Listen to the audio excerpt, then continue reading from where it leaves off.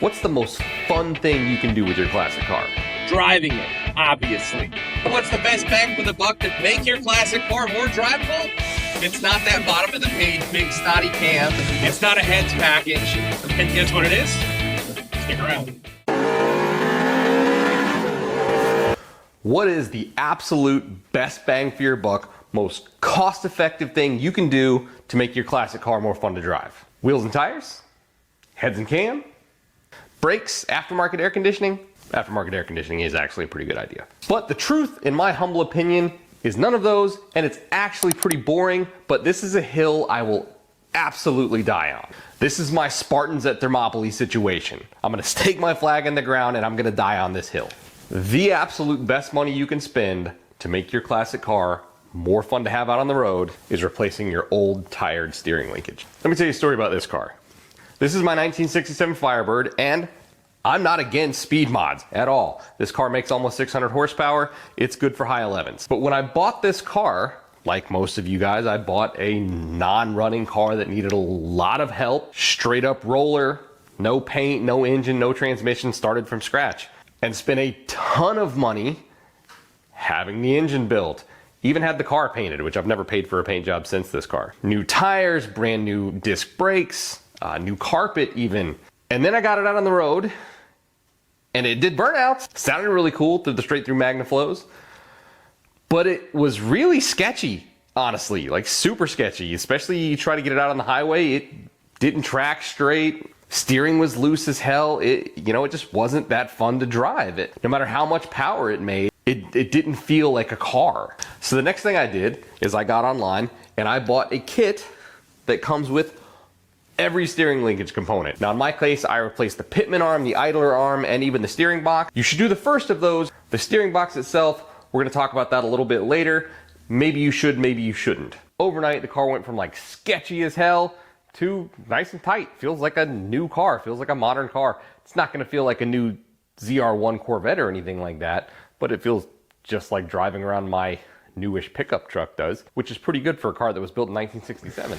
So I see on Facebook and the forums all the time, even when people are paying attention to their loose steering, they're almost always blaming the steering gearbox first. Then they start searching for YouTube videos on how to mess with that little bolt on top, how to tighten it up, should I swap in an IROC box? Should I swap in a Jeep Grand Cherokee box? And those are valid modifications and valid questions, except for the worm gear adjustment. Don't mess with that. But 90% of the time, if your steering is loose, you're barking up the wrong tree with the gearbox. Well, it's a mechanical component and it does go bad. You can't even properly evaluate how worn out your gearbox is as long as you have 50, 60-year-old tie rods in your car. You just can't. Let's talk about why using an engineering term called stacking tolerances.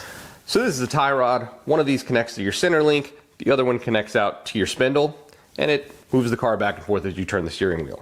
Now, if you have a little bit of play in one of these, and we're just making up numbers here, let's call it you have 10 thousandths of play, 1/100th. That's not very much. But when you start counting up all these joints, we'll just take a look at like a first-gen F-body like this, and you have 6 of these little connection points all together between your pitman arm, idler arm, and both your spindles, etc. Now, all of a sudden, through stacking tolerances, if all of these are 10 thousandths out, now all of a sudden you've got a 1/2 of an inch of play in your steering linkage. Imagine trying to push a chain on a floor. That's an extreme example, but instead of pushing a solid linkage, you're now trying to push a chain that has play in a bunch of different links in the system. And the kind of cars that most of us are buying, chances are all of the rod ends and stuff that it has in the car, especially like the center link, came with the car. It's original equipment. Now returning to talk about the steering box a little bit, your steering box, again, mechanical component, it could be worn out. But people are really quick to blame the steering boxes when chances are it's that worn out linkage and that stacking tolerance effect that we just talked about. You can't properly evaluate how loose your steering box is if the linkage is all loose. So you either have to do that first or just buy once, cry once, and do it all together. Steering boxes are pretty rugged. I think they get replaced when they don't need to a lot of times. If your steering box isn't leaking, and just as importantly, it has the ratio you want, I wouldn't necessarily mess with it until you do that stuff, because taking your steering box out, especially if you got headers or something like mine, it's a process. It could involve lifting the engine up, taking the headers off. It's a big deal. You can replace your linkage, your pitman arm, your idler arm, All that stuff with probably $10 of tools from Harbor Freight and basic hand wrenches. So for the steering box, what I'd recommend that you do is get in your car, turn it lock to lock, count the turns. If you have like my 62 Catalina, which is outside, it's like 6 turns lock to lock. I would prefer it to be a little bit faster. That's one that we might go ahead and replace the steering box on. This car, which I did replace the box anyway, I didn't pick anything up. It was about 3 turns lock to lock, and it's still about 3 turns lock to lock. And because I brought a repro, I struggle with it keeping all its fluid in. So I might have actually taken a step backwards by replacing that box. So I'm not telling you not to do it, but don't make that the centerpiece. And definitely, if you're only gonna do one or the other, replace all the actual linkage. Now, while I would say the steering box is optional or an evaluate later and see if you need to replace it, one thing that is cheap and easy to replace, and you totally should, because again, just like the tie rods, it's probably original equipment in your old car, is the rag joint. This is a soft joint that's put in between your steering wheel and your steering box to dampen road vibrations and stuff like that. Because they're a soft joint, they do wear out over time. Yours is probably old. You should at least look at it and make sure it doesn't have a bunch of play in it. If you do, replace it. It's not that big of a deal. Now, last but not least, after you've hopefully listened to me and replaced this stuff, the next step is equally important, and I can't stress this enough. Go get a professional alignment. Again, we're talking bang for the buck here. It's like $60 to $80, maybe $100, depending on where you live. It's just not that much money where hot rodding is concerned, and it makes so much difference, guys. It really does. Honestly, if you're on a shoestring budget and you were only gonna do one thing, that would be it. It would be go get an alignment. Problem is, if you have all those stacked tolerances like we talked about, it's not gonna hold at 0 as well as it should if it was all new and tight, but it's still better than nothing. Now that we know what the plan is, let's talk a little bit about cost. I'm gonna pull up some kits. We're gonna focus on a common muscle car. We're gonna focus on a 67 to 69 F body. Your mileage is gonna vary on this. My 62 station wagon was a little bit harder to get on parts. Some of them flat out weren't available, or if they were, you know, it was $200 just for one tie rod. So on that one, I just replaced the rod ends, so I didn't get all the joints, but you work with what you can. I operate on a budget just like you guys. You gotta pick your battles. But for most of you who are driving much more common vehicles, C10s, etc., this stuff's gonna be relatively cheap when we compare to what other items in the hot rodding world cost.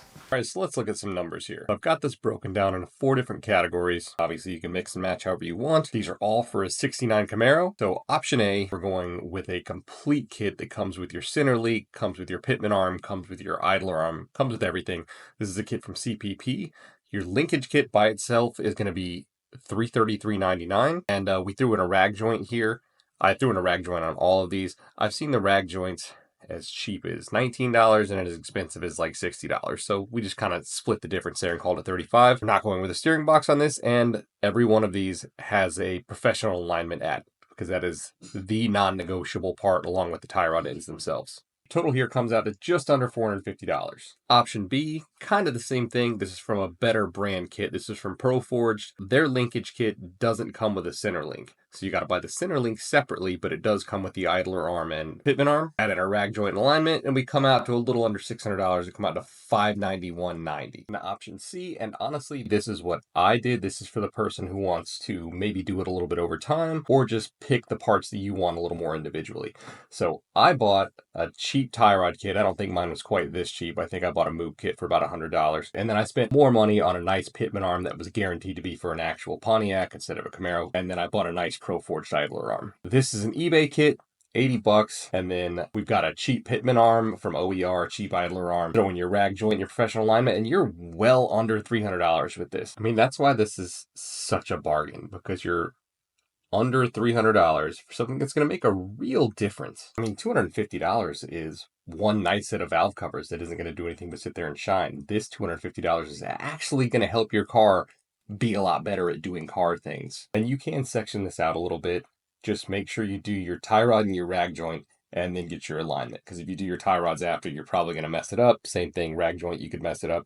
But you could do the pitman arm and idler arm later if you wanted to, which is going to help even more with the savings. And then lastly, I did one with the works. So this is our ProForged kit, and then we threw in a Borgeson steering box as well. You could obviously do the steering box cheaper. You could buy a used one, or you could do what I did and buy kind of a repro. But hey, this one is supposed to be the guy spending money. So we went with the Borgeson unit, it's almost $500 by itself. But then you look at the total and it's still only $1,059. Now, $1,000 is nothing to sneeze at, but I mean, honestly, that's less than what the clutch is going to cost me in my race car. So, you know, this is one of the ones where if you do all your steering linkage and you still feel like your steering is loose, then maybe it's time to change the steering box. You can go back and do that. Now, there's more advanced stuff too. Most of you guys are going to have pretty ratty bushings in your lower control arms, and you should replace those. But just like we talked about with the steering gearbox, that can be a pretty big project. I would tell you to do that whenever you get around to replacing your springs. When you pull your springs out, pull your lower control arms out, replace those bushings. You can do the bushings in the upper control arms too, but they're not normally as bad. The lowers are normally where they're just really eaten up, and that's gonna make a bigger difference in your steering and holding your zero on your alignment. Thanks for watching. I hope you guys trust me on this one, because this is one that I do feel pretty passionately about. I think there's a lot of cars out there making 400 plus horsepower that just don't drive worth a damn. I want you guys to drive your cars. I want you to have fun while you're driving your cars. And I really feel that this is the most cost-effective way to make your car more fun to drive. See you next time.